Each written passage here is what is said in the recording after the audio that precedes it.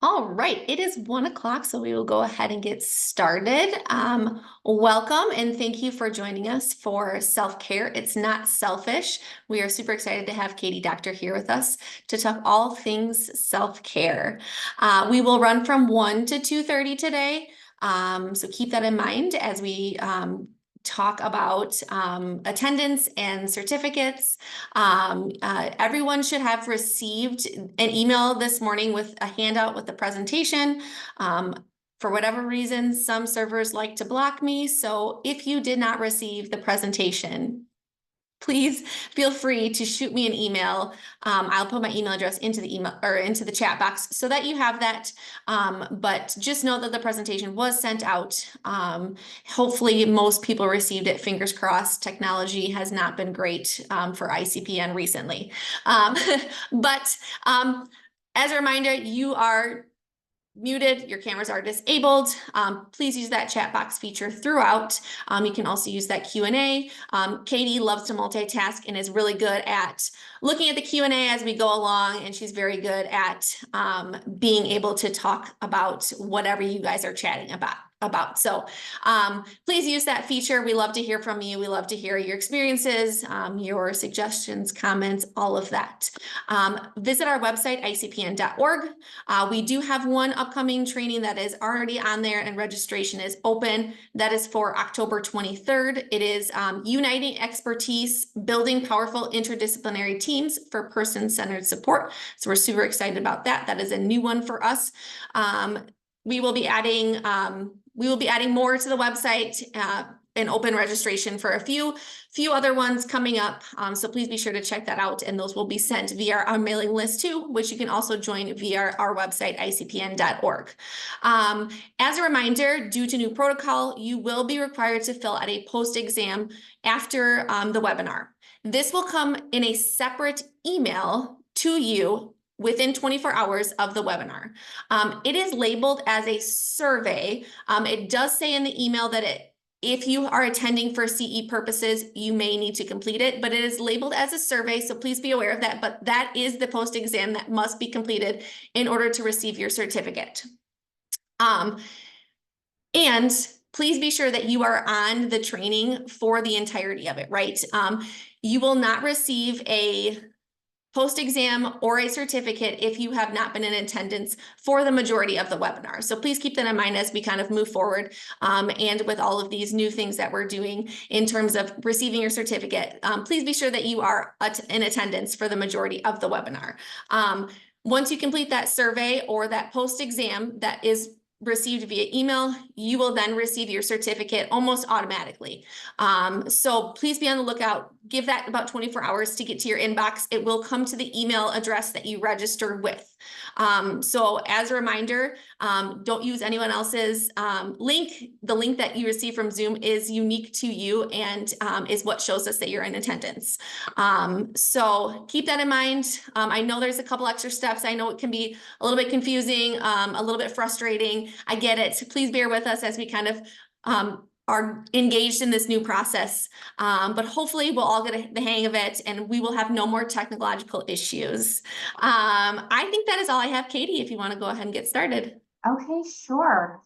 Thank you, Danielle. And thank you everyone for attending. Like Danielle said, I am someone who enjoys the multitasking.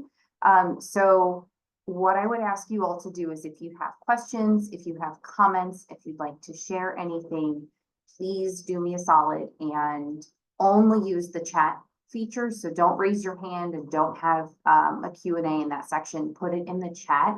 And if you could really also do me a solid and change who that message goes to, right above where you put your text in, there's an option to send your message to everyone or just the hosts and panelists. If you could send it to everyone, that would be incredible. Simply because you may have a question that would apply to someone else.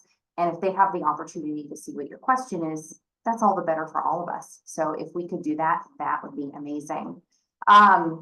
Little bit of background information on me and who I am, because I'm seeing a lot of names that I know, but then a lot of names that I don't know. My name is Katie Doctor. I am a specialist in school psychology as well as a board certified behavior analyst. And I have worked for HOPE, which is sort of one of the the parent companies of ICPN for the better part of 14 years or so. I worked part-time evening and weekends in our behavior department, assisting the group homes that we have. And after doing that for about 2 years, was hired on at ICPN to be in charge of the Springfield office.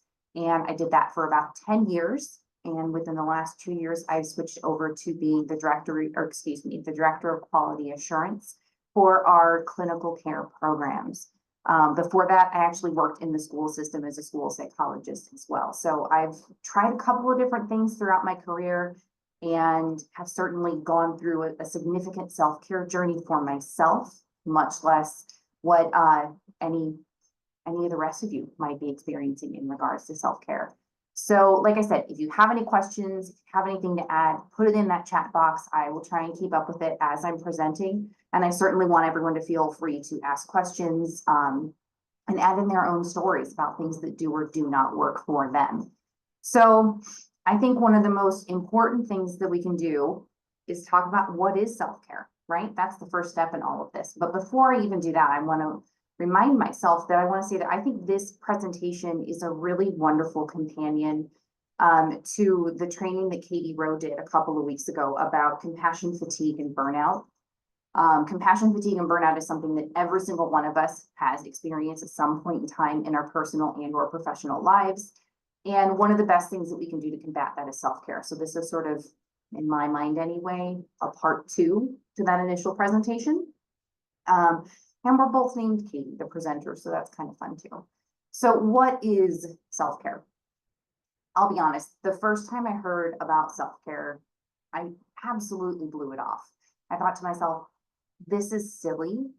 This is unnecessary. We are pathologizing something or giving it a fancy academic name for something that we just don't even need to think about. And I am very happy to report I was wrong, incredibly, incredibly wrong. Self-care and being an advocate of other people utilizing self-care, I think, is an actual imperative for all of us in this field. And my assumption at this point in time is that the vast majority of us who are here for this presentation are involved in assisting individuals with developmental disabilities, right? Some of you might be direct care staff, or Qs, residential service managers, home administrators, clinical staff, leadership staff. You might be working with primarily children or primarily adults or a mix of all of the above. Here's the reality. No matter who you are, no matter what you do for a living, self-care is something that you can apply to your life, which is really fantastic. This is not just a very small niche of people who can benefit from learning about self-care. It's all of us, regardless of what's going on in our lives. Happy Wednesday, Charity. I agree. Happy hump day. So what is self-care? Self-care is when we engage in activities or practices that give us energy, maybe lower our stress, and give us a better sense of well-being, right? They're things that make us feel better. Self-care is absolutely different for every single person. The reality of this is self-care is not a one-size-fits-all, cute little, here's your package of self-care and you go. And the other reality of this as well is that self-care is changing all of the time for ourselves even.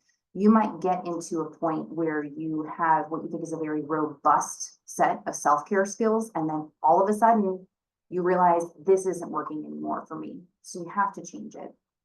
And I like to think of self-care and our self-care plans sort of like a behavior plan. Behavior plans are not meant to be stagnant documents. They are not meant to be write them one time and you walk away and everything is great.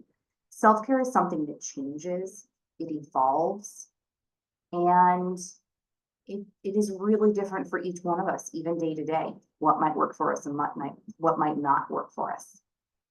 Committing to self-care is really, really important for all of us, and it serves a lot of purposes that are really important.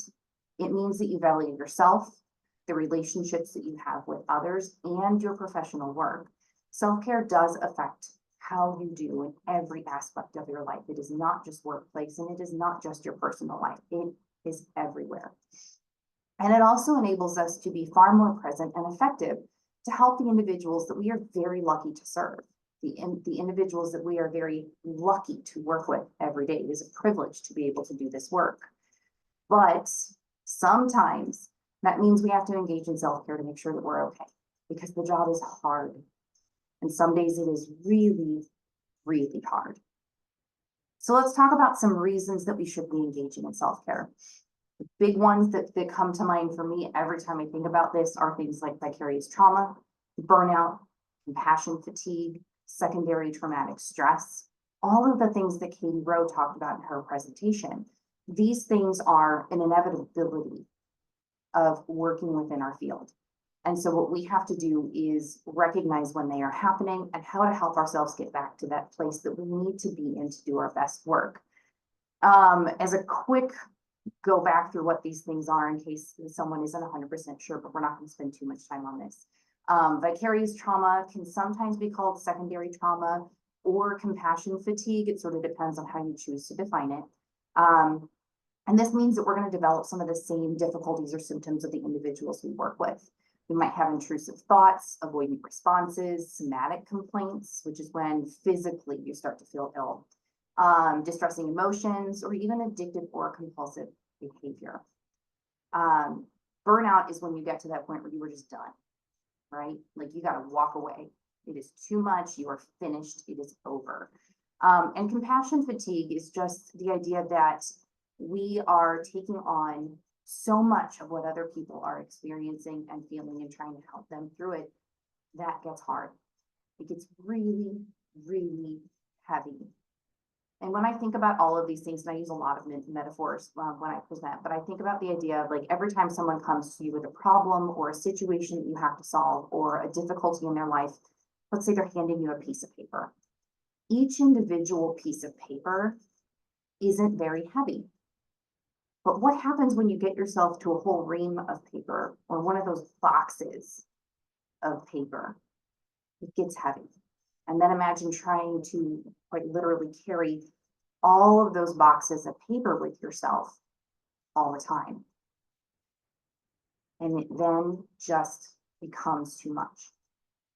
And so what I want us to be able to do is to recognize those times when we are really, really struggling with these things so that we can take some of that paper and set it aside or say, this isn't something I can deal with, or I've done everything I can, and how to better handle those things. So let's talk about some stats. I believe that Katie shared this slide in her presentation as well, and I'm going to go through some of these things a little faster than others. But if you read through all of this information, the reality is this: compassion fatigue and secondary traumatic stress are incredibly common in the workforce, incredibly common. Therapists or individuals who are in the helping field, about 70% of them are going to experience some kind of STS, some secondary trauma related to their job. And only 28% of people who are working in a helping career have received some form of specialized trauma training. Vivian, you don't have to turn your camera on. It's off for everyone except myself. But the reality is this is a massive difficulty, particularly in the helping professions, right? One of the stats here that I think is interesting is that 81% of the workers who suffer from compassion fatigue are women. And if we are to look at individuals who are typically working within the helping fields, those are fields that are generally dominated by females. And so the reality is that stat might be a little bit inflated to some respect because most of the people in this field are women. It might also be that as women, we're more tuned to these sorts of things and more able to understand people's emotions and take some of it on for ourselves. Some other stats about incidents of burnout within different groups. There's a lot of different numbers here. Working adults in general, we're looking at anywhere from 13 to 28-ish%. But when you start to look at those helping fields, the numbers go way up. And one thing that I think is interesting about the stats on this page in particular, this is information that I put together before the pandemic. So I would think that during the height of the pandemic and even post-pandemic, that some of these numbers might be higher because that was an exceedingly difficult time. It was very, very stressful for anyone who was in this field. There were lots of concerns, not only for ourselves, but for the individuals that we work with. And there have been some long-term difficulties related, if nothing else, to staffing that have been there since pre-pandemic, certainly, but post-pandemic as well. But you can see the helping professions in general have a higher level of burnout, of all of this stress that really causes difficulties within the profession. And some of these specific categories may not, put you or be perfect for what it is that you do, but you can relate to one of them and understand how it is very impactful. I have a couple of slides at the very end of the presentation with resources, but one that I really want to highlight that was particularly impactful for me was this book called The Resilient Practitioner. I read it. I'm trying to remember if I read it pre or post pandemic.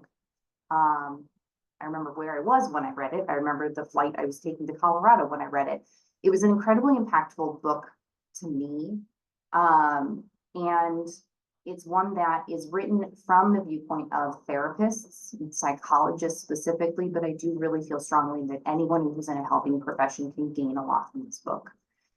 Cherry, compassion fatigue is seen in healthcare and other professions. I believe that helping professions have a higher incidence rate, probably because of the difficulties in our specific field, but it is seen in any profession. So to go through a couple of these things, they call the hazards of practice, which are just sort of inherent difficulties that we might experience based on what we're doing for a living. One of the biggest ones, and some of these hit me harder than others, is that the people that we are working with want or need a quick solution, and we unfortunately have to disappoint them with slow success. The reality is I spent many years writing behavior plans for individuals who were struggling, who were in, close to crisis or crisis situations. Unfortunately, despite all of my best efforts, the magic wand in my office never actually created a perfect solution. And I wish it would have. That would have been better for everyone. But the reality is when you're writing something like a behavior plan, it takes a lot of time and a lot of effort to start to see the changes that everyone feels they need right now because they're struggling. They are having a hard time. Sometimes we can't help because we aren't the right person at the right time. There might be a situation where what you have to offer is not what that person needs.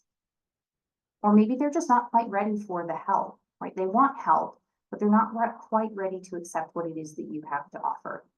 And maybe that's because what you have to offer is just too much in a situation that is always difficult.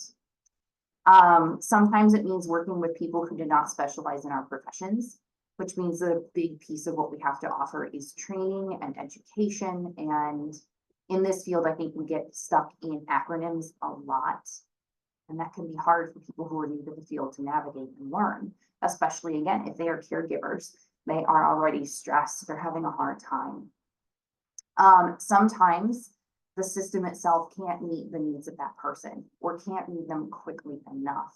I'm sure that every single one of us has experienced a situation where we could all pick exactly what that person would need to be successful, but unfortunately, the systems do not support what it is that they need. It just doesn't exist.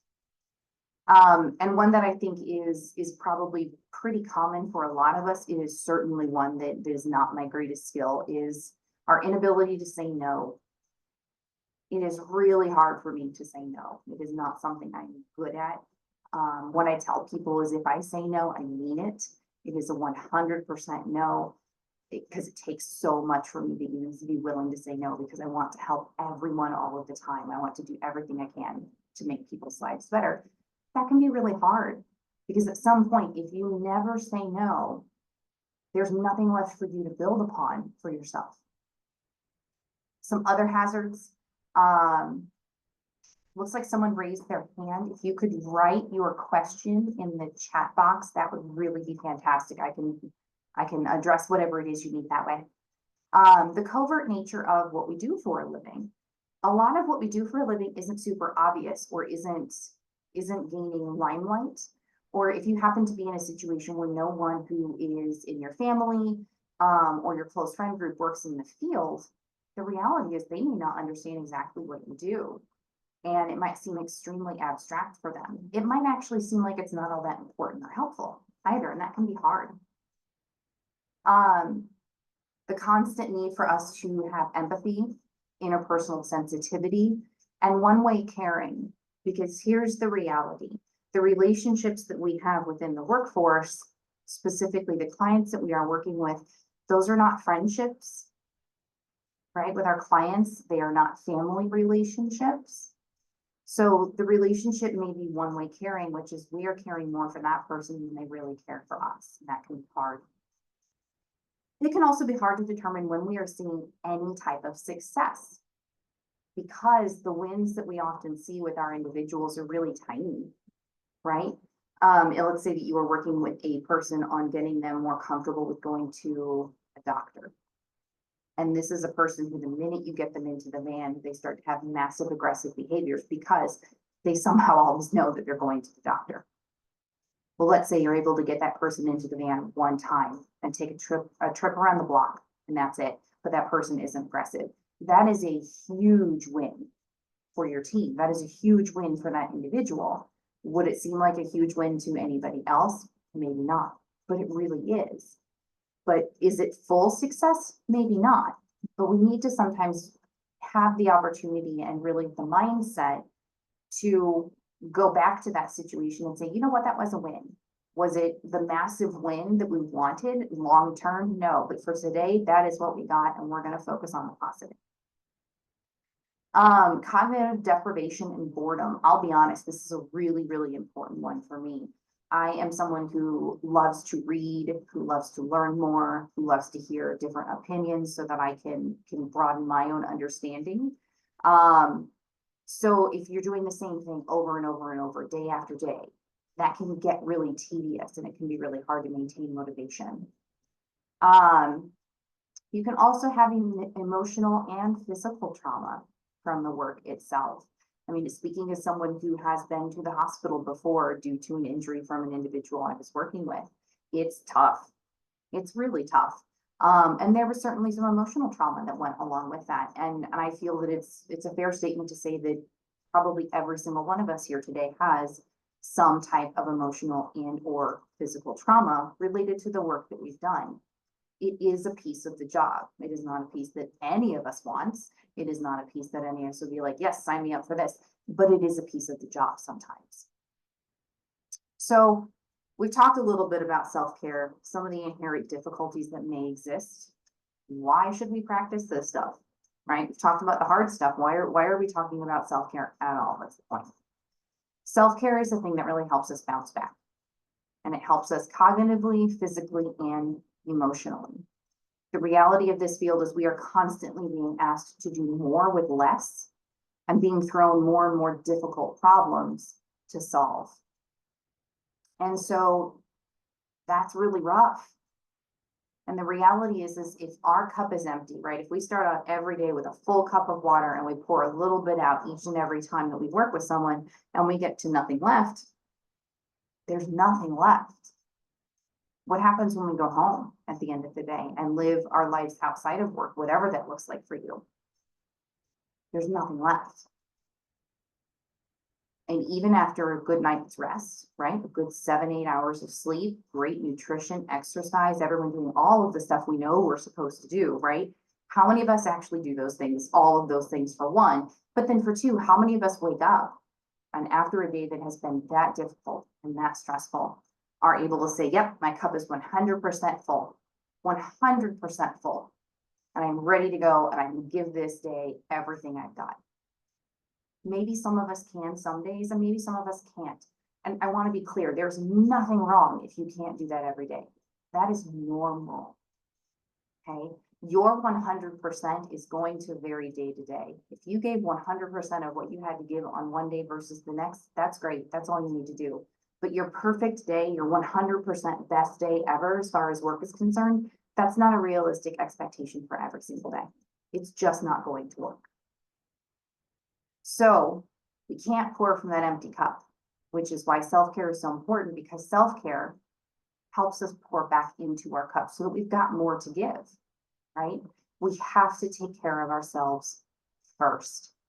And I'm going to take a wild guess that everyone who is here is really good at helping others, but their ability to take care of themselves first is not a strength.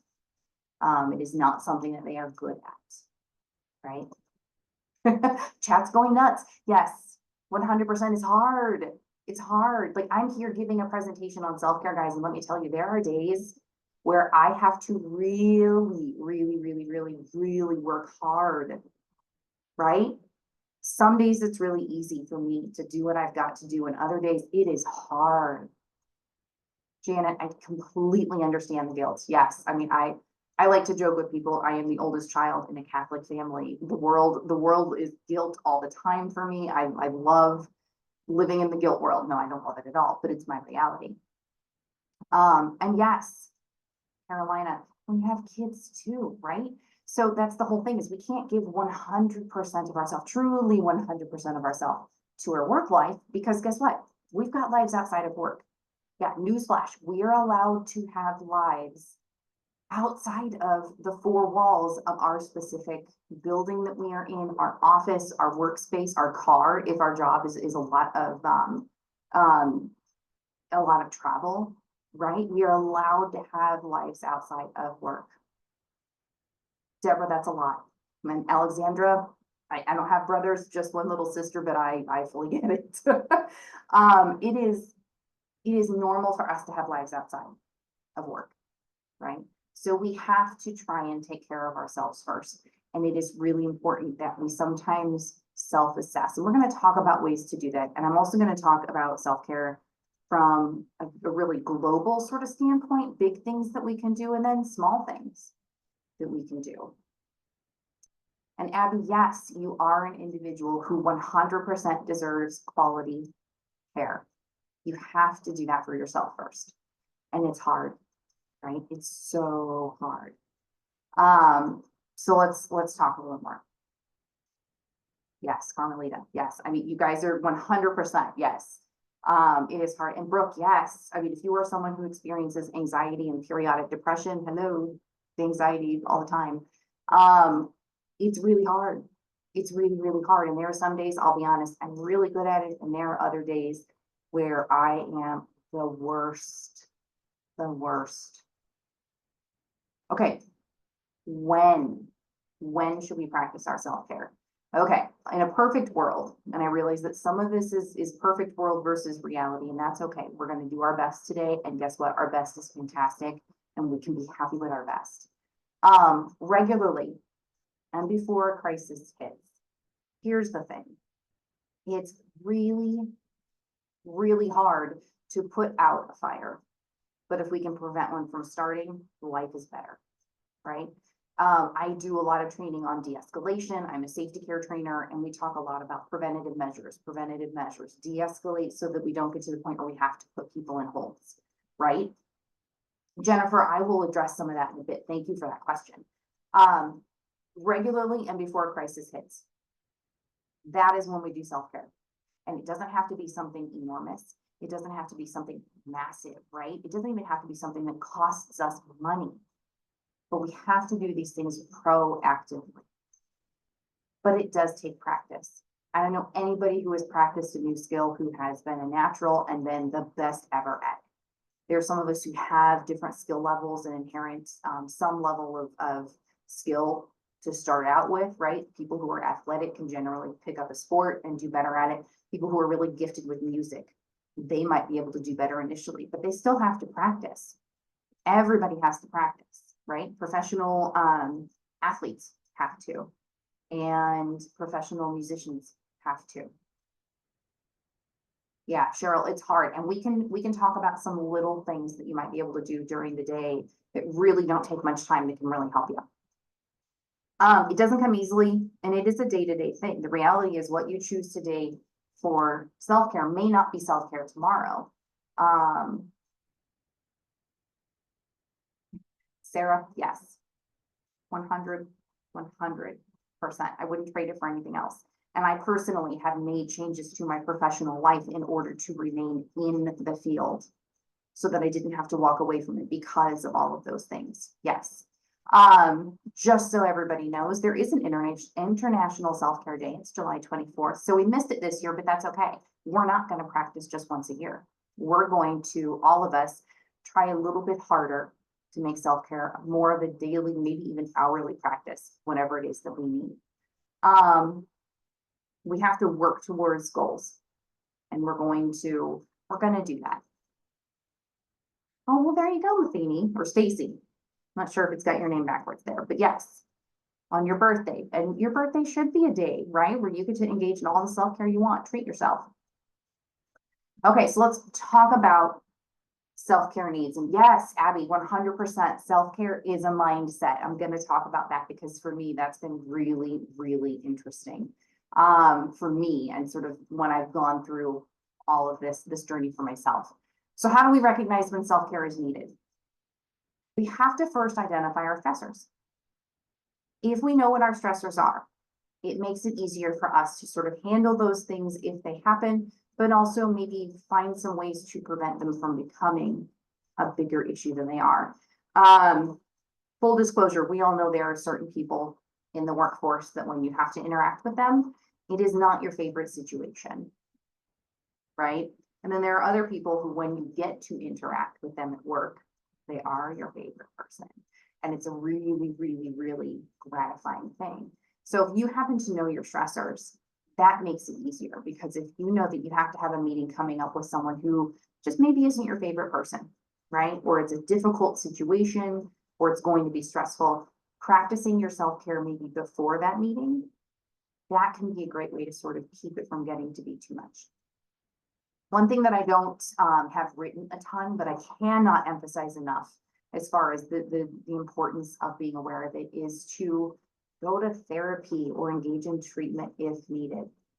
There is tons of stigma in general regarding going to therapy and mental health assistance within this country, maybe the world. I'm not super experienced internationally with this. But I think sometimes there's even more of a stigma within this field because it is very hard for us to be willing to say, my stuff is big enough that I need therapy or I would benefit from therapy. I know for me, I have been to therapy. I have provided therapy to others. Therapy can be life altering. It can be life saving. And I want you all to hear this. Your stuff, regardless of whether or not you think it is important or as difficult as anybody else's, is valid. If you think that you would benefit from therapy, if you have been thinking about going to therapy, please allow me to be someone encouraging you to do that. It is a wonderful experience and it can make all the difference in the world. It really, truly can. Look into, if you're thinking about therapy, talk to your HR. Oh, that's wonderful, Alexandra. That's wonderful. I think with therapy, you can look through your employer for an employee assistance program. A lot of places have that where there's a number of sessions you can go to for extremely low fee or free. There's also lots of apps and online services. One that I hear advertised a lot, I only know one person who's used it. So I'm not going to say sweeping overall that it's wonderful, but I think it's been very beneficial for this one friend of mine is something called BetterHelp. It is completely online. You can switch therapists at any time if that therapist isn't the right fit for you. And spoiler alert, if your first therapist isn't the right person for you, don't give up on therapy, find another therapist, right? You're not always going to gel with that person and you need to, it's important. But with BetterHelp, you can do a lot of texting as well. So it doesn't have to be a full-on session, right? If even talking on a Zoom call or something along those lines is really hard for you, is not something you're comfortable with, right? So take a look into those options. Don't be afraid to explore them. And if you were even considering that therapy might be beneficial for you, please explore it. Please, please, please. Every single one of you who is here is important. You do so much for the clients that you serve. Take care of yourself so that you can take care of others and that you can take care of yourself long-term. Because I would love in 10 years to be giving another presentation here and all of you be here, all of you still within this field, finding what niche it is that works best for you. One thing that I think can be really helpful as well is doing self-assessments, right? I've got a couple that are listed here. Those are all online. Those are all free. I do not recommend that you take them on your very best or your very worst day because your scores will be skewed, right? But get an idea of where you're at. It will tell you not only where you're at with your stress levels, but it might also give you some insight on some areas that you need to bolster, and that's okay. So we're also going to do some coping strategy. Yes, Jennifer, 100%. Any preconceived notion you have of therapy, throw it out the window. We're not talking the stereotypical Sigmund Freud. Let's talk about your mother while you lay back on this couch. One thing that can be really helpful is having a conversation with your boss. And someone, I can't remember your name, I apologize, asked about what do you do if your boss isn't supportive. We'll get to that. We're going to pretend at this moment that bosses are supportive. And I sincerely hope all of you have supportive bosses. Coping strategy plans. Talk to your boss about assessing and adjusting your caseload. I know that when I was working at ICPN, we had a lot of conversations openly about whether or not we were looking at things from a numbers standpoint, so a caseload or a workload. Because here's the reality. If someone has 10 cases and those cases are smooth sailing and you just have to check in now and then, versus someone who has 10 cases that are actively in crisis, the workload is radically different for those two people. And so there might be opportunities to shift some things around or have that person whose caseload isn't quite as tense pick up some of the work that you're not able to do in that moment because your life is more chaotic, right? Which comes down to just teamwork within the office, and hopefully your boss is the person or somebody else within the office too. The boss doesn't have to be the only leader. Leaders are leaders regardless of the titles within their job description. Adjusting and helping, right? For anyone who's in a partnership or in a relationship, you know how it is. Like ideally, a relationship is always 50-50. I don't know anybody who has that experience though. I don't know anyone who can tell me that, yep, it's always 100% 50-50. There are some days, every relationship that I am aware of, there are some days where you are the person who is giving 100% and the other person's got 0, and then all of a sudden it switches and you can't give anything and they give 100, right? You have to support one another. And that goes for the same thing within the workplace as well. Another thing that I think is really critical to do is to set healthy boundaries for yourself and your clients. So I'm going to tell a little story, no names, because if you know this family, you'll know them right away. Boundaries can work wonders. I have worked with the family a couple of times. It's been a few years at this point, but it's a family situation where the individual themselves is their own power of attorney, their own rep payee. And Brooke, that's interesting. And yes, you're right. Their own guardian, right? This is someone who has difficulties and certainly needs assistance, but is pretty much able to do most things on their own and is certainly capable of making decisions for themselves. So I've worked with that person several times, and unfortunately, extended members of their family are really, really difficult to work with. Specifically, the person I've worked with the most in her family is her father. And dad is at times delightful, and dad is at times one of the most verbally abusive people I've ever worked with. And I've worked with the family, I think 3 times. And the second time we worked with the family, there was a situation where the father was extremely upset, called us. And when I was talking to him, the entire conversation was practically just the F-bomb over and over. Now, full disclosure, I'm a cusser by nature, so cussing doesn't bother me, right? But at some point when someone is doing nothing but cussing and they're yelling at me for things that I simply am not part of, I can't fix, I can't create a solution, it becomes too much. And so I interrupted this father long enough to basically say to him, this is not a conversation that is going to be productive. It's also not a way that I'm willing to allow you to speak to me. If you continue to utilize this language, I will hang up the phone and you will not talk to me again until tomorrow. I've never done something like that professionally because I've always felt like we can't do that, right? Like it's hard to say that to someone, but ultimately I didn't know him anything. He didn't have anything to do with his daughter's care. He didn't get to make decisions for her, and it was abusive. And I was never going to be okay with it if he treated one of my staff that way. So, shocker of all shockers, I said that, and the first thing out of dad's mouth was more very, very inappropriate and offensive and racially charged language. And so I just said, okay, we are done talking for today. I will talk to you tomorrow if you choose to call me. Hung up the phone. Does anybody want to guess what happened next?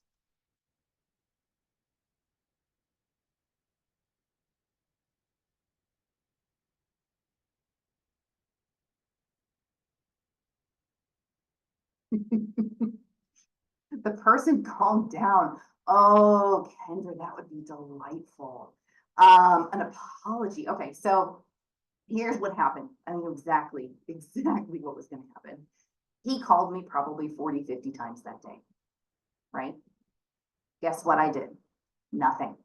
I did not answer the phone. I don't owe him that. And there was absolutely nothing within the voicemails that he left me during that day that were going to be helpful. And I told him the boundary was, I will not speak to you today if you continue to speak to me this way. Now, was it really annoying because all day my phone was going crazy? Yep, it absolutely was. It sucked, right? And every time he called me, I just wanted to answer it and just start yelling back at him, right? I really wanted to let him have it. It was not easy at all. The next thing that happened though, the next day is right about 8 o'clock when the workday started, he called me back and he apologized. And I've never heard this man apologize to anyone. I've seen him be absolutely atrocious to many, many people, but he apologized. And he and I had the conversation where I told him, I said, thank you so much for your apology. I appreciate that. Moving forward, that is the expectation, right? You and I can have one phone conversation a day. You get to choose when it happens. Call me if I'm available, I will answer. And this language is just not helpful because the bottom line is we are both on the same page. We want to help your kid. We want your kid to have the best possible life. That language will never help. I never had a problem with him again. And I'll be honest, I'm one of the few people who never did because man, is he rough, right? He is persistent. And here's the thing about boundaries that I think sometimes gets forgotten, especially in the pop psychology world where we're using terms like boundaries and gaslighting all the time and not using them correctly. The reality is this, I can set a boundary all day long. He doesn't have to respect it. I have to hold firm in that boundary. That I think is the hardest part. And Sharon, you just addressed that. It is really hard when someone pushes back. But you ultimately have to decide, am I going to hold to this boundary or not? And if you choose not to, you can't be mad at the other person for pushing that boundary because you've given in. You've given in to the bad behavior, right? As a behavior analyst, I can look at it from that clinical perspective. And ultimately, you have to hold firm to that boundary. You also have to voice that boundary, which I think can be really important to talk about too. There's a lot of times where someone will say, well, I have this boundary. And I'm like, well, I didn't know it was a boundary. My sister did that not that long ago with something, and she's a whole story, and I said, well, no one knows that's one of your boundaries. You've never expressed that to any of us. Please let us know what your boundaries are because then we can respect them. But if we don't know what they are, we are going to make mistakes. We are going to not respect them. So set boundaries for yourself and your clients, stick to them, but also make them clear, right? If you are someone who chooses to bring your work home, literally bring it home with your laptop, your cell phone, whatever it is, that's your choice. But maybe set a boundary where after a certain point in time at night, you are no longer responding to calls unless you are on call and that's a part of your role, right? Where you absolutely have to. But try and figure all of that out. And yes, Abby, you're 100%. Those ABCs of ABA, they work with every human being, regardless of who they are. And oftentimes I use them more with staff and with families than they do the child themselves. But we have to, we have to set those boundaries and then we have to stick to them too. People will not respect them, right? People will push back. Sometimes they push back for a good reason because it doesn't work for them. And then it can be a conversation, right? But you also have to express those boundaries. Don't leave people in the dark because they'll never respect them. They won't know what they are. Another quick thing you can do is vary professional activities when needed to keep yourself from isolation and burnout, right? I don't know about you guys, but I can't do literally the exact same thing every single day without variation and not get bored. I have to change things up and there's nothing wrong with that. So let's talk about some types of self-care. And one thing I want to preface all of this with is I'm calling it positive and negative. I don't really love that, but that's okay. There's positive and negative self-care. And when I say the positive self-care, I mean the self-care that does in fact fill up that cup. The negative stuff is maybe what you called self-care in the past, but is no longer self-care, but you keep doing it because it's easy, it's routine, it's simple. But I think we have to self-assess sometimes when we talk about that. And Sherry, you're right. When you work from home, it is really hard. And we will talk about some ways that you can actually work through that, because yes, working from home, it can be hard to not blur that line, right? It's so easy to walk back to the space that you have for your home office, or to bring your laptop with you when you're done at the end of the day. There's lots of different types of self-care. One of the best visuals that I found, though, covers these 8 types. And there's a lot of them in here. First one is physical. I joked, hopefully everyone picked up on my sarcasm earlier about how the physical stuff, I think, it really is sort of baseline, but it is not always easy to achieve, which is appropriate and adequate nutrition, getting some exercise in your life, and getting a good night's sleep. It is easy to talk about those things. We all know what we're supposed to be doing. Doing all of those things is not always easy. So prioritizing that, I think, can make a massive difference in your life. Speaking as someone who pre-pandemic, if you would have asked me if I enjoyed exercise, I would have laughed in your face. Post-pandemic, exercise is a huge part of my life. I legitimately enjoy it and look forward to it every day. And I say to people all the time, I am a better human after a workout. It is really important to me. And it is a basic part of my self-care every single day. The exercise isn't always the same every day, but it is absolutely a part of my day every single day. Something, whether it's weightlifting, spinning, meditation, yoga, Pilates, whatever it is a part of my life every single day, minimum half an hour. And sometimes that half an hour is broken up into 5-minute sections, because that's the best I can do. We also need to take care of ourselves mentally, right? Have some mindfulness, be aware of how we are speaking to and about ourselves, to ourselves. And then therapy. Again, therapy is amazing. Taking care of your emotional well-being, being aware of what you're grateful for, also being aware of what your triggers are, and then journaling, if that happens to work for you. I tried journaling at the beginning of the year, and I've tried it a couple of times before, never been successful. And I thought, what the heck? I found a new journal. It looks fun. I'll give it a try again this year. I'll dedicate 5 minutes a day to journaling. I hate it. I hate it. I'm terrible at it. It's a chore. It is not fun. And so after about 3 months of me dreading doing it every day, I threw the journal away, because guess what? It didn't work for me, and that's okay. Sometimes self-care is learning what doesn't work for you as much as it is learning what does work for you. I hate it. I cannot tell you how much I hate journaling. It just doesn't work for me. I don't want to write it down. I'm not interested. You need to take care of yourself spiritually, which can, but doesn't always include your faith or your religion as well. Things like meditating, just spending some time in nature, or yoga can be great for you. Yeah, and I tried the gratitude journal, hated it, didn't work for me. If it works for you, though, fantastic. That's all that matters. Taking care of your intellectual self, reading and learning, engaging in hobbies, learning about your hobbies. That's all important too. Having an environment that is both clean and safe. Clean and safe. Baseline, right? Sometimes cleaning sucks. I'll be the first to say it. I'm single. My dogs don't help me clean. I don't understand why they don't, but they don't. I have to clean. But I really try and change my mindset. And someone talked about this earlier, self-care as a mindset.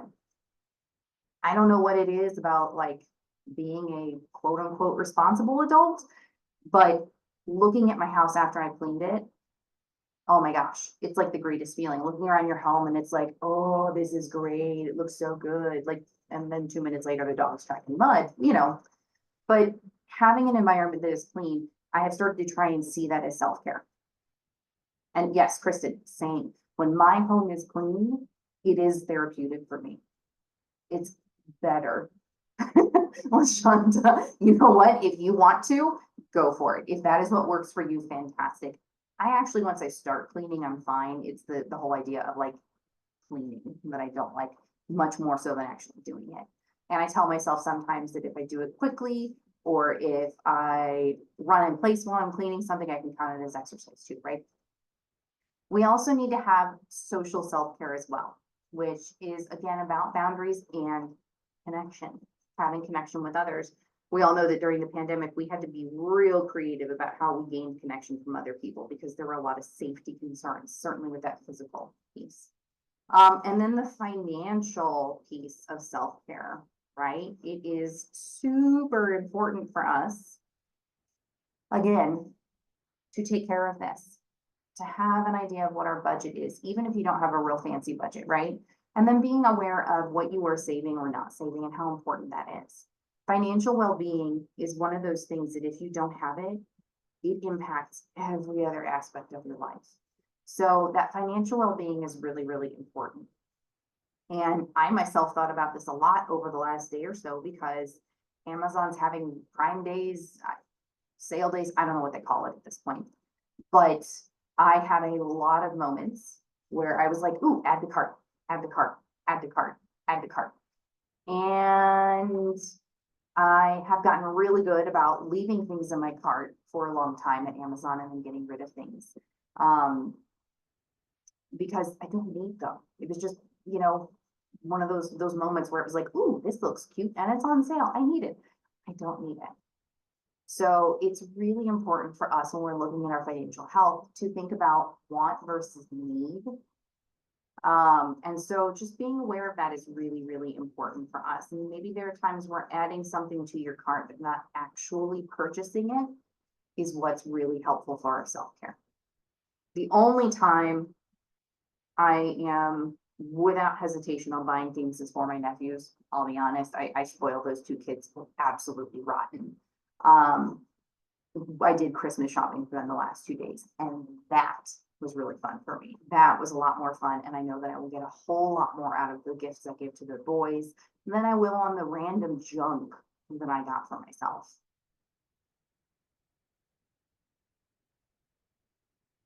So let's talk about the importance of self-care, which we have a little bit already, but we'll go through the slide. Practicing self-care gives us the opportunity to more regularly feel calm, centered, and certainly more capable. We are happier and we are able to handle everyday stressors. Here's the reality. Some days someone can come to you with a problem and your ability to manage it is like the best ever. When they come to you with a crisis situation and like, okay, here's the 3 steps we are going to take. And guess what? We're good to go. We got this. Other days, the same person could come to you with the same problem and you were like, oh, I can't do this. It's so hard. What am I going to do? Maybe that's a day where you need more self-care. And it's okay that you have those days, right? We're not all perfect, but it's really, really important for us to be aware of that and encourage it within one another. So there's a lot of people out there that are interested in self-care. I'm going to make an assumption that everyone here today is in fact interested in self-care. But the reality is that most of us don't really know where to start, or it's really, really hard, right? So there's lots of barriers there. There's the lack of motivation because your cup is already empty. Maybe it requires too much money, or you think it's going to.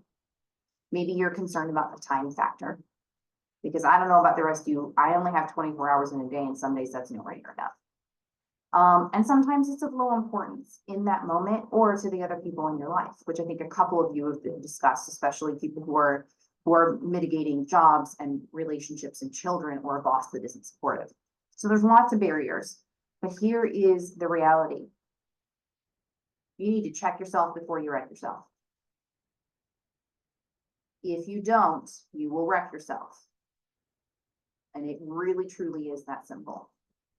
You have to be assertive in doing those things for yourself. Okay?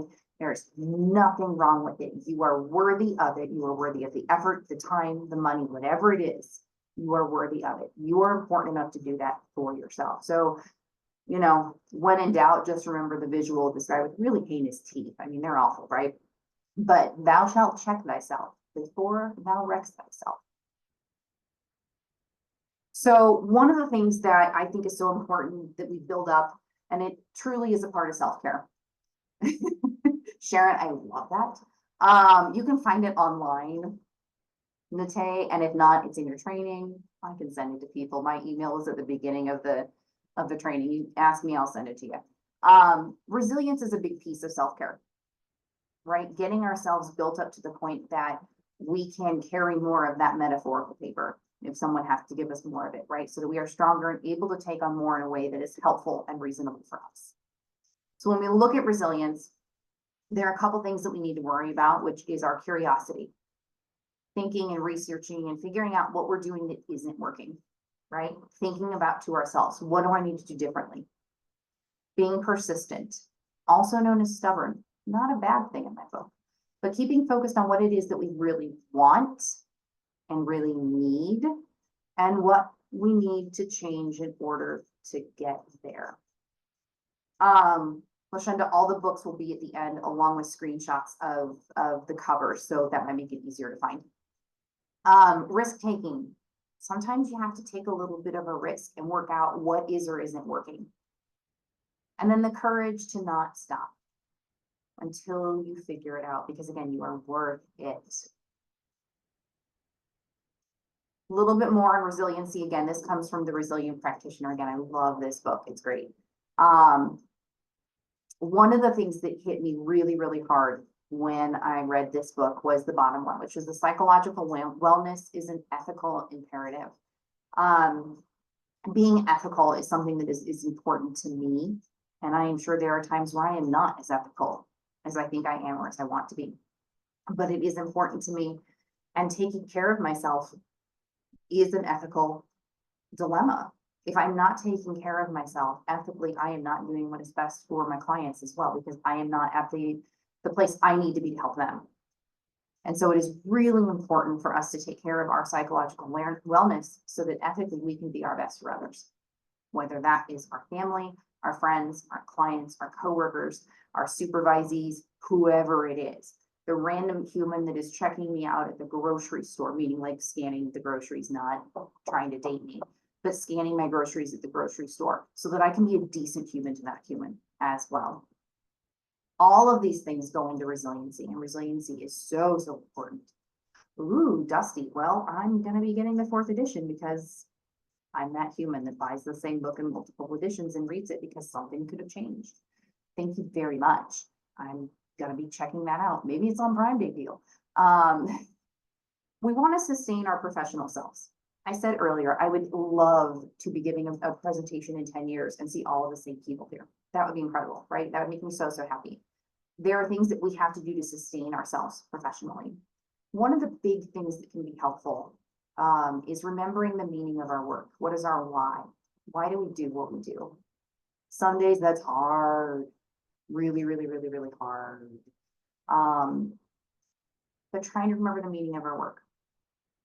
Another one that hit me like a ton of bricks when I was trying to do the most all of the time was being okay being good enough. Right? I really wanted to give my best 100% 100% of the days for 100% of the people. That's not realistic. That is a fast track to burnout. That is a fast track to getting out of this field. I had to get to the point where I could look at myself and say, I have done as much as I can. I have done good enough for the day, because anything more and I'm no longer going to be doing any good. That is okay. Not every single day is a 100% A+ day, right? One thing that I really love is when I see professionals venting and finding ways to communicate. And then, Sarah, if your best is just showing up, that's your best. That's fine, right? Sometimes that is your best. And there is nothing wrong with that. Nothing. Nothing. The area that I am in within the building that I'm in right now, we share a suite with the CQA department and then our residential services.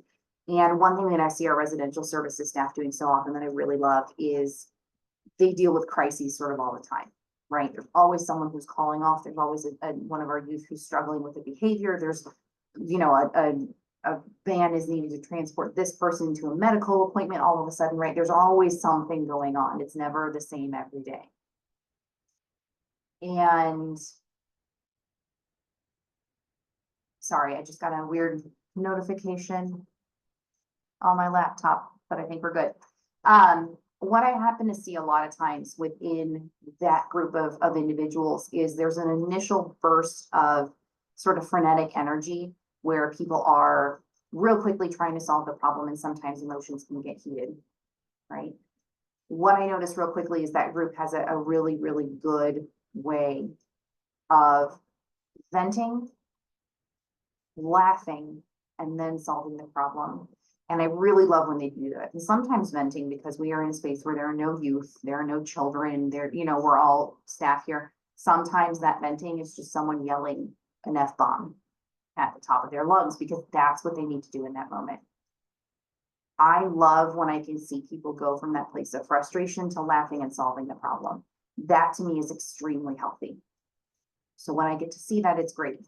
And every once in a while, someone from the other department will walk over to my office or one of the other people in CQA and say, gosh, guys, I'm sorry, we were really loud today. And every time it is one of those situations where they get to that point of problem solving, my response is always some variation of like, I love how you guys were able to solve that. Like you got the frustration out of the way, you guys were laughing, and then before you knew it, it was solved. And that's really amazing. And I don't care how loud you are. I really don't. I can always close my door. I can always put earbuds in. As long as you're solving the problem, that's what needs to happen. And I think it's incredible, right? So there's lots of different things we can do to sustain our professional selves. And there's lots of things that we can do to build up our resiliency. There's some factors that lead to job burnout here. Trying to be conscientious of time. So I might sort of go through this quickly. But there's a lot of things that can be really hard within that, right? It's very, very, very difficult sometimes to feel good about the job that you're in. No matter who you are, no matter what your job is, you will have days like that. You will have weeks, you will have months, maybe even an extended period of time, longer than months. That does happen. But there's the stigma. And we've talked about this already, right? That there's this massive stigma about going to therapy, especially if you're in a helping profession, I think. Carolina, I apologize if I pronounced your name incorrectly. It's the resilient practitioner. The reality is this, there is a stigma. And I'm just going to say for all of you, I'm releasing you from that stigma. Self-care is not selfish. Self-care is important. You must do self-care, right? And sometimes it's more of that self-stigma. And it was for me before I started going to therapy is I just kept thinking my stuff is not that big compared to that person, or it's not that hard compared to that person. So why would I need to go to therapy? That's dumb. It's dumb. Do it. Go to therapy. If it's what you need, it's what you need. You will benefit from it. It will be a huge part of your life in a positive way. Don't be afraid to do it. So when you're thinking that you know your stuff isn't big enough or your self-care isn't important, just, you know, try and think of me telling you that yes, your self-care is super important. Think of me as your person who is standing behind you, cheering you on every time you choose to engage in it. Because I will be that person always. Who's like, heck yeah, you got to do what's right for you. That is most important. So it absolutely is really hard when you are wearing all of those hats and just trying to survive. Yes, it is. So what can we do? There are lots of things that we can do as a country, as a business, individually. There's a ton of different things, right? First thing is we can find activities, daily things that are more long-term, right? I like to look at self-care sort of from the perspective of a restaurant menu. We have things that are in the appetizers or the starters. Those are maybe your quickest little bits of self-care. Then you get into your entree, which is your big stuff, right? And then maybe you have dessert as well, or a fancy drink, right? Or a mocktail if that's your jam. You get to pick from all of those areas. And the great thing about a good self-care plan is that you love every single thing on that menu. Every bit of that is stuff that works for you, but you get to pick and choose what's going to be best for you that day.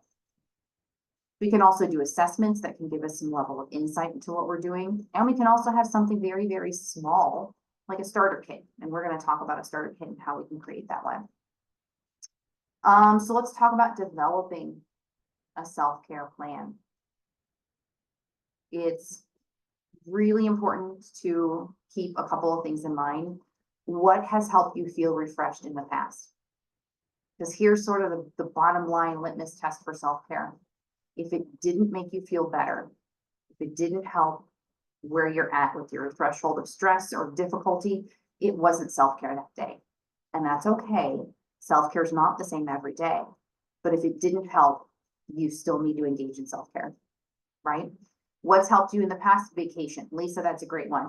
I sometimes wish I could be on like a permanent vacation and live out my dream of doing whatever it is that makes me the happiest, right? Unfortunately, I, like most of us, have to work for a living, and generally don't even have to, but get to work for a living, right? Get to, because I love what I do. Are there things that you used to enjoy doing that you've let slip? The person who talked about physical exercise for them was huge pre-pandemic and now it's not, right? That's something that used to be really fantastic for you. What brings you pleasure? What brings you joy? How are you coping now? And what is or isn't working for you? If you are engaging in self-care routinely now, what is it that you're doing that works, right? So there's a lot of things we can all do, and I'm seeing a lot of really great answers. Ooh, Matheny. Ooh, hot kettle. Terrible about taking time off of work. Terrible. And I'll talk about myself a little bit in this next section, not only to share some of my experiences, but then also talking about successes and failures, right? And all the different things that we do. Yes, I always feel guilty, Julie, taking time off of work. Always, always, always. I shouldn't have to. It's a me thing. It's not my boss. It's not my company. It's me. 100% me, for no good reason other than Catholic guilt. I don't know. Self-care plans. They are highly individualized, just like behavior plans. They are not the same thing every single day. They are not the same thing every single minute, right? Just like a behavior plan. It does in fact need to be altered and changed. Sharon, yes, I feel that. General tips to get started though, especially when you're getting started, keep it simple. Don't pick a self-care activity that is going to just be a massive undertaking. Don't, Sherry, 100% one of my strategies these days. And if I feel, Sherry, if people didn't happen to see her comment, it's great. She's found that when she has a doctor's appointment, she takes the whole day for a mental health day. I am not great about taking the whole day, but I will oftentimes schedule appointments at like 1 o'clock so that I end up taking at least half a day. And that has been a strategy that works really, really well for me. And that makes me feel a little less guilty about taking time. But anyway, general tips, keep it simple. Pick skills you already have, especially when you're starting with self-care or you are feeling at that threshold of really burnt out, right? Choose activities that you actually enjoy. And don't pick the same thing every day, right? If you do the same thing every day, it's eventually going to get boring, so don't let it get there. And after you engage in your self-care, self-assess. Did this really help me fill my cup? Right? If it didn't help you fill your cup for that day, for whatever reason, it wasn't self-care. And that's okay. Right? Wellness recovery action plans, wrap. Huh. I'll have to check that out, Sue. Thank you. That's really cool. If you look up self-care on Google, you're gonna find all sorts of fantastic websites. You're gonna find all sorts of fantastic visuals. These are a couple that I found that I think can be helpful, especially if you're really trying to get started on this journey. And also you just don't want to do things, or you don't want to have to think about it too much. You want something sort of handed to you. You want the easy button, because some days the easy button is as good as I can do. So I found a bingo self-care that I thought was fun. You could use this as a bingo. You could use this as a bingo within your workplace if you happen to be a leader or a supervisor within your office. Or this can just be an, oh my goodness, I don't know what to do for self-care. I need to do something and I can't think of anything. Pick something off the bingo card, right? You don't have to come up with ideas and find something that's brilliant. Have somebody else do that work for you. Find the one that speaks to you that day, right? Whether it's reading a book, watching a favorite movie, or listening to maybe a favorite podcast, right? Appreciating other people, even just saying to someone else, like, man, Sue, it can be in your training. If you email me, I can send it to you. You can also find self-care bingos online. Just go to Google Images and there's a bajillion of them out there. In fact, I bet you could find a blank one to customize if you really wanted to. But you can pick any of these things and do them pretty easily. Some of them don't require any financial investment, which is great, right? Because I don't know about the rest of you, but I always feel like there's never enough to go around, right? So I can take a walk. That's a really fantastic thing that's easy for me to do. In fact, I have several coworkers in the building here who will routinely, once or twice a day, depending on the weather, try and go outside and do a lap or two around the building. Oftentimes the conversation goes back to work. So it's still really work time, but you're still getting out of the building, you're still walking. I personally, like I said earlier, I'm someone who really enjoys exercise. I actually bought a year ago, almost to the day, which is funny, a walking pad for under my desk. I start out almost every single workday walking for an hour. It's a little bit of something I do for myself, helps me get my steps in. It's a little bit of exercise, gets me moving in the morning. So you can try some of these things, right? And some of them are free, which is wonderful. There's also lots of good self-care checklists and action plans out there. If you are someone who likes writing all of this kind of stuff out, do it. If it works for you, do it. If it doesn't work for you, don't do it. All of this writing, it's not for me. It's too close to journaling.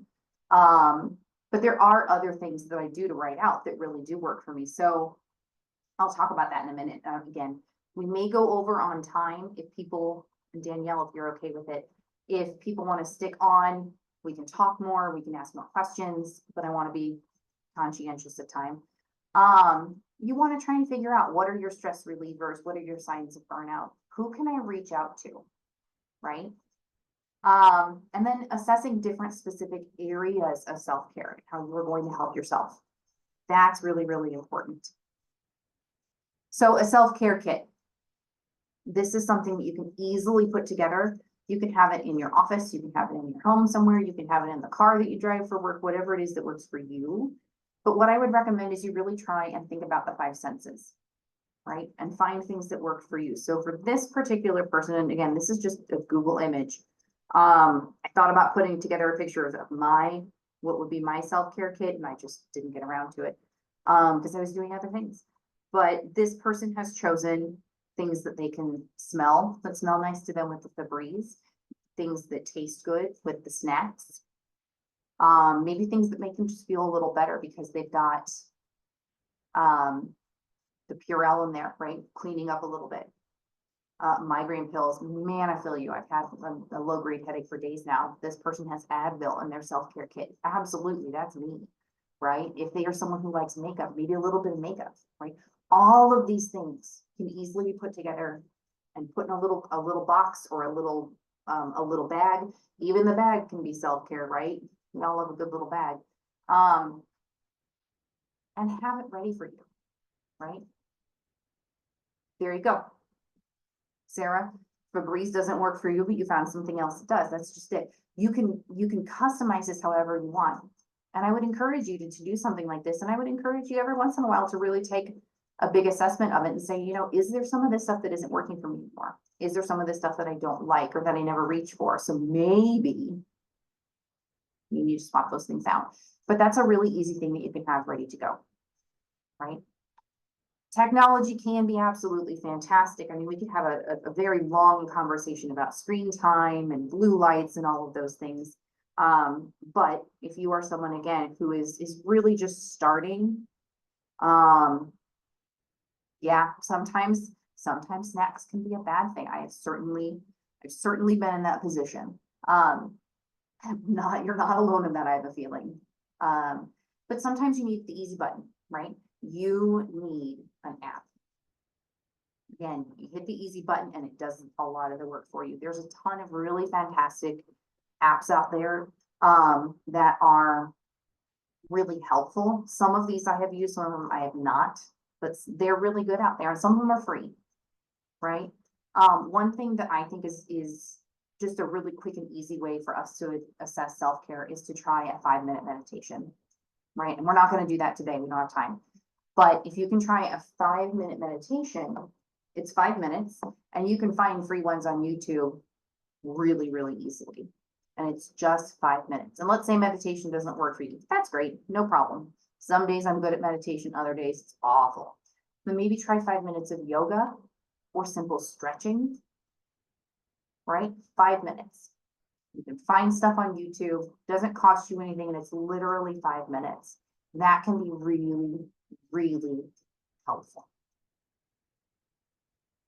Self-care at work, moving into work, because I think there's a lot of us who probably need to utilize this during work. This can be completed every day.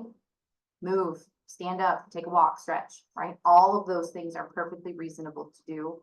And if you can find a coworker who can do those things with you, especially even the walking around the building when the weather's nice, right outside or even inside, if you've got a space to walk inside, even the hallways, that can be a really fantastic way to just get up and move a little bit.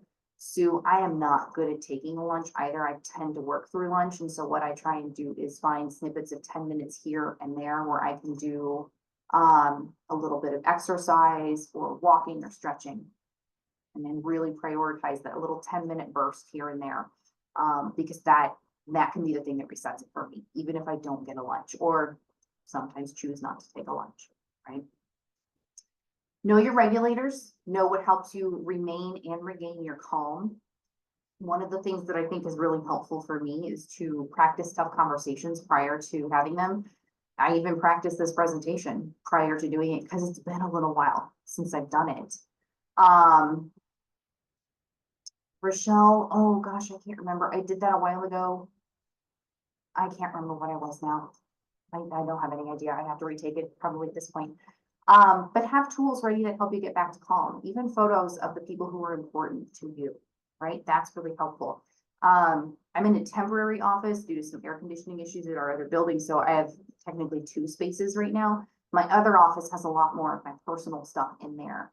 The photos of my dogs, and my dogs are like my #1 self-care, right? Those 2 little boogers are the best thing ever.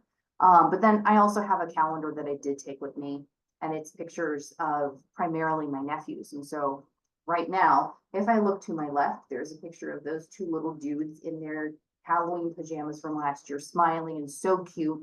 And I can see the one just happy to be there and the other one trying to figure out how I can create chaos. So finding those things and having them with you is great. If you work from home and have pets with you all day long, I am very jealous. I would love that. Although I'll be honest, I only had my older dog during the pandemic, but we really had to work on the skill of him not wanting to be in my lap quite literally 24/7. Because he thought if I'm home, your lap is there, that's where I should be. So we had to figure out some solutions there, but figure out what it is that works for you. Are you someone who really loves music, right? Music can be a really helpful thing. If it's a playlist that you want to create for yourself or find one on a different resource, those things can be really helpful. And knowing what music maybe works the best for you in different situations. If I really need to focus hard, I cannot listen to certain types of music. I really do well with classical piano. At that point, that works really well for me. If I need energy, there's different types of music, right? Working out music, radically different than focusing music. Sensory closure and transition. This, I think, is Sherry had talked earlier that there would be things that might be helpful for people who are working from home. Sometimes we need to have a very clear end to our workday so that we don't continue to like go back and try other things. And I'll talk about this a little bit more as well, but that sensory closure and transition from work back to home, even if you're in the same physical, larger structure. It should be something tangible that you can hear or see. So something like the sound of your computer shutting down, the sound of an office door shutting, the walk out of the building, shutting off the lights to the space that you choose to work in. All of those kind of things, actually physically turning off your computer, I think can be really, really helpful, because sometimes just the work of restarting your computer feels really intense. We have to support one another.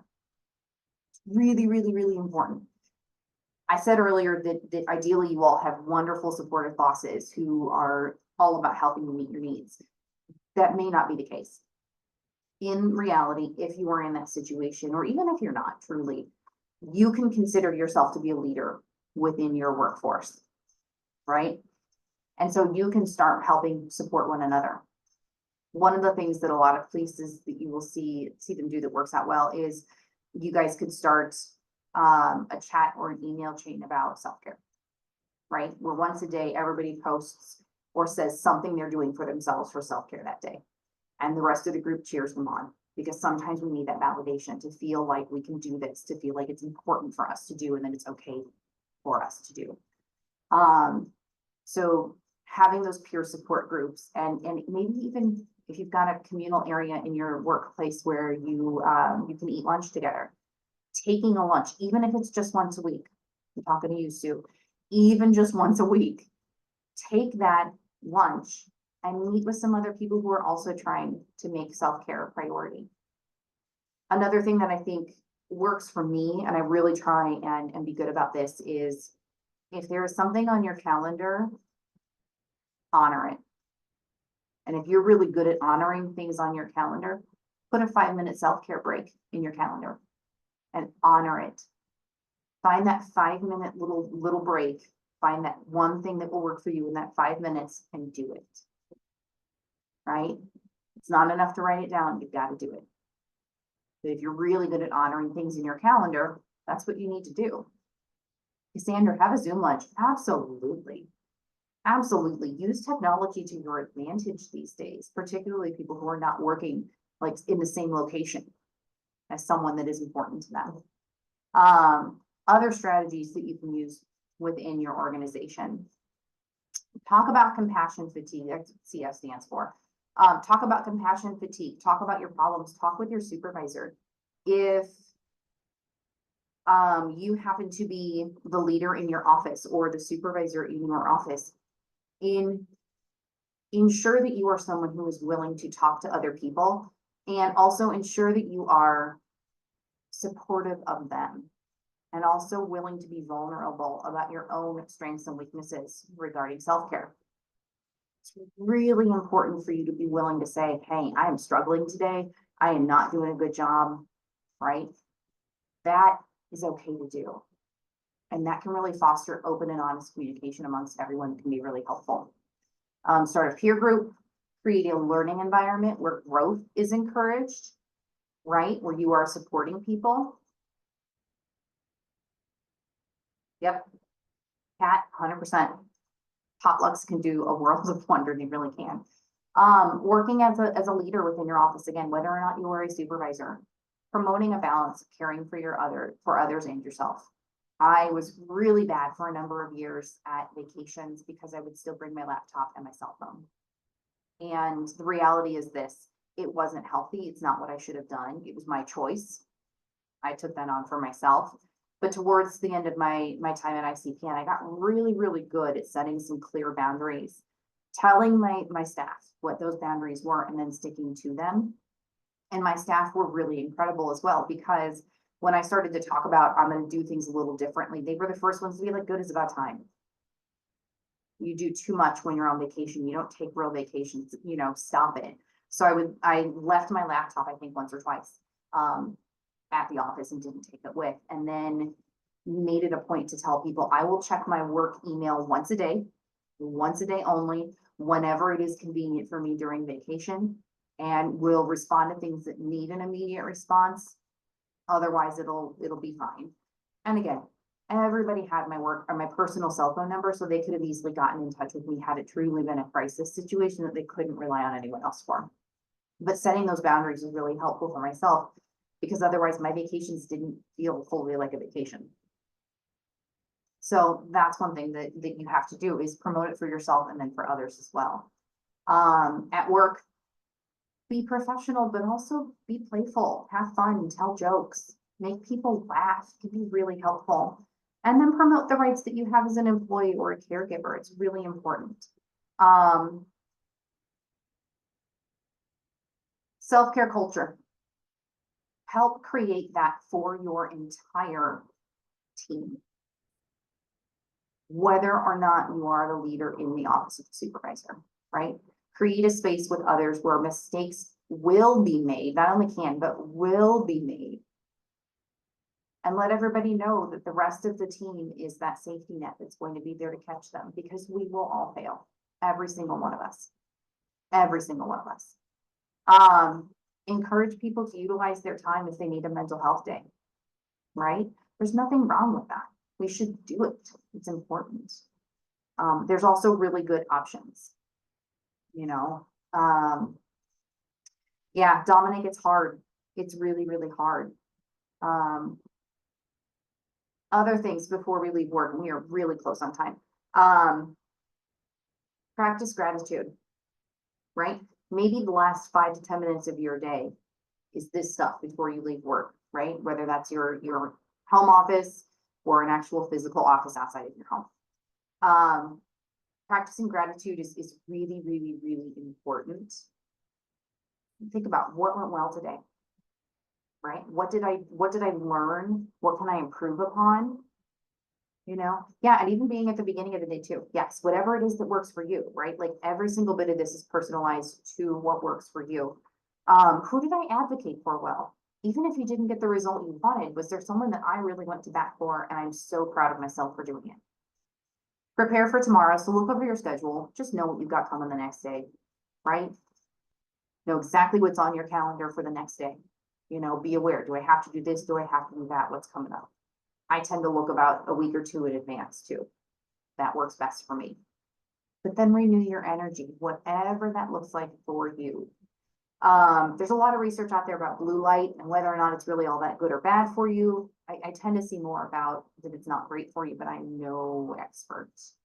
But try and leave your work at work, knowing full well that that is probably not any of our greatest strengths. It is really, really, really hard when you work in this profession to leave the work at work. And some of us, when we are on call or in intense leadership positions, do not have that luxury. And that's just very real. But set boundaries with your phone and your laptop, right? There are times where I will get emails from people later on in the evening, and if I want to respond, I will. If I don't want to respond, I don't. I'm very lucky that the vast majority of people I work with not only understand that, but are extremely respectful of it. And in fact, there are times where I will receive an email over the weekend and I will be able to joke with the person via email, like, why are you working on the weekend? This is your weekend, take your time for yourself. And some of those people are like, I know, I just had a couple of things I wanted to cross off my list. Or sometimes people will say, you know, I just had some free time and getting ahead of the game really felt good, right? That is still self-care for that person. So it's important to encourage it. Summary. There's a ton more that we could talk about. And like I said, I can stick around for a while if you guys want to talk. That's, you know, up to y'all. But regardless of where you are, now is the time to start focusing on self-care. Make it a habit, right? Even 5 minutes. And we can all find 5 minutes. We truly can. If we're being very honest, we can find 5 minutes to do something. Start somewhere, even where it is hard, and stick with it. You will not be perfect at this. You will struggle. You will have setbacks, and all of that is normal. All of that is something to celebrate because at least you tried, right? Trying is so important. And I think the biggest thing for me truly is I don't want any of us who are here today to become another statistic, in the sense that I don't want any of us to suddenly leave the field because it's too much. I don't want any of us to be like, I'm out, can't do it, I gotta leave the field. Because all of us are here because we're passionate, we love what we do, we love the individuals that we work with. I want us to be able to sustain that long term. I've said it, I think, at least twice already, but I mean it. I would love to do a presentation in 10 years and see all of you, truly. Even if it's not in the same exact role, even if it's not with the same company, but still being in this field because you've taken care of yourself, because you are 100% worthy of it. 100%. Michaela, man, if I would have been smart, I would have been a psychiatrist, and then I would have like only served the DB population. I would have loved it. But yes, doctor would be hilarious. The rest of this is really the resources, right? So a couple people talked about the books or asked about the books. My very favorite one is The Resilient Practitioner, but one that I think is really incredible, truly, truly, truly, is the one right next to it that is called Simple Self-Care for Therapists. And if we have more time, I actually have it with me. This book is like super quick and easy things that you can do. And it's like 5 minutes, every single one of them. So you can open up the book literally to any page and it's like, do this for 5 minutes and there's your self-care. And I have gone through and personally like bookmarked some of the ones that are really helpful for me. So this is another one where I think it's kind of that easy button where a lot of the ideas are already there for you. So you don't have to find them yourselves, because sometimes that's the hardest part. Like the starting is so hard. There's a couple of other really fantastic resources in here. And I think the reality is that there's a lot of great workbooks. So if you are someone who is trying to find things to get that dopamine hit from Amazon, you might be able to search self-care and find some things today, and they might even be on sale. I honestly haven't looked because I would probably add all of the books. But there might be some things on there that would be helpful for you. And if they're on sale, even better, because trying to find the cash, right? That's hard for us to do.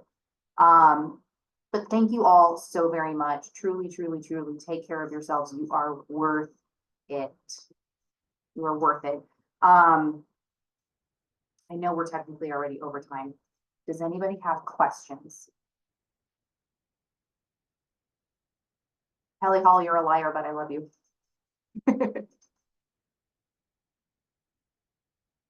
Okay, can I touch a little bit more on the pervasive early professional anxiety? Sure. I really didn't talk about that at all. Thank you for saying something. I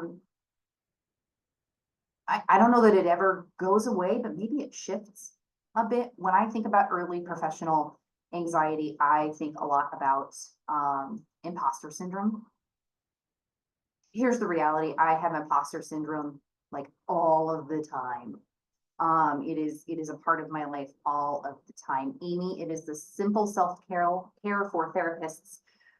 It really is, though. I think sometimes when you are brand new or newer in the profession or starting a new role, even within the same company, it is really, really hard to not feel like a faker, right? That you don't have anything to offer, that you don't have anything to say that would be helpful.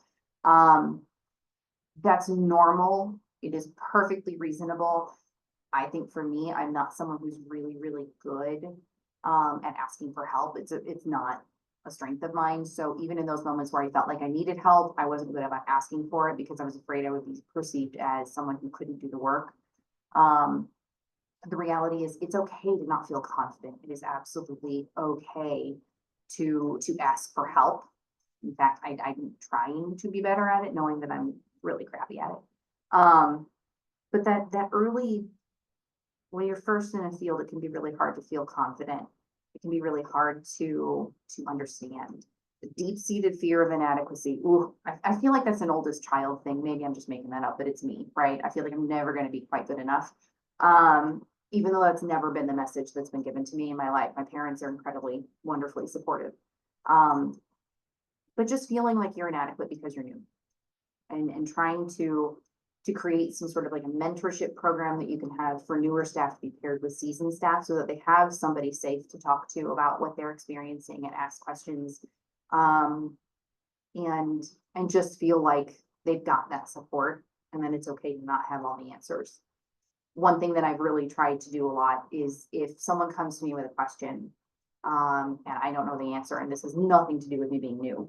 I just don't have the answer. One of my favorite responses to give is, you know what, I don't know, but so and so may know. Let's either go talk to them together so then I can learn that information, or why don't I start an email? We'll put that person on there so we can connect.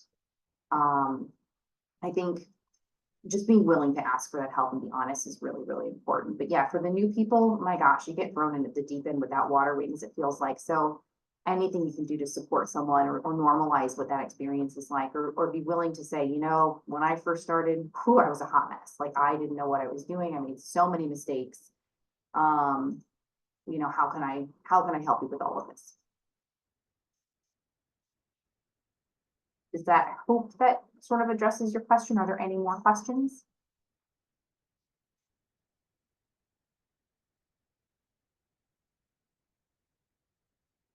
You guys are all really sweet, by the way. It's very nice. I appreciate the feedback. Some people have raised their hand. Again, I don't know if I can help you all with that. There were a few questions in the Q&A. Okay, looks like Danielle has covered them. Fantastic.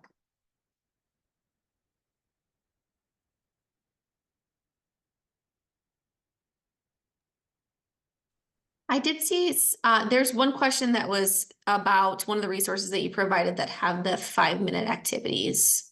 Yeah, that is the book that is on the slide that we're on right now. It's in the bottom right-hand corner. It's called Simple Self-Care for Therapists. And that one's great. I read through it the first time I got it. I read through it, and there were so many of them that I was like, not for me, not for me, not for me. And then I'd be like, ooh, that one. And so those are ones that I bookmarked, and it's really, really helpful because, again, some days I don't have it in me to do the hard work of trying to figure out what I want to do. That is a simple way for me to figure it out. Yeah, Sue, that is the hard part, is following through. It's really, really hard. But I know you can do this. Heather, it is Simple Self-Care for Therapists. It's on the screen right now.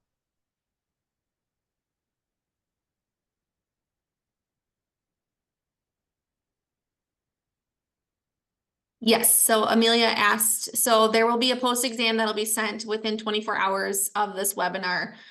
It's labeled as survey, but please know that that is the post-exam that you need to complete in order to be able to receive your certificate, which will automatically be generated once you complete that post-exam or survey that's sent via email.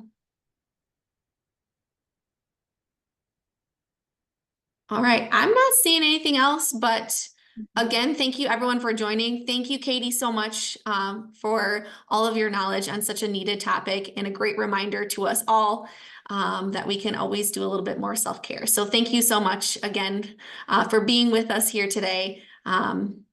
Everyone has enjoyed your presentation. So thank you all for joining us. Thank you, Katie. We hope that everyone has a great rest of your day. Go engage in self-care, everybody. That's your homework. Bye. Bye, guys.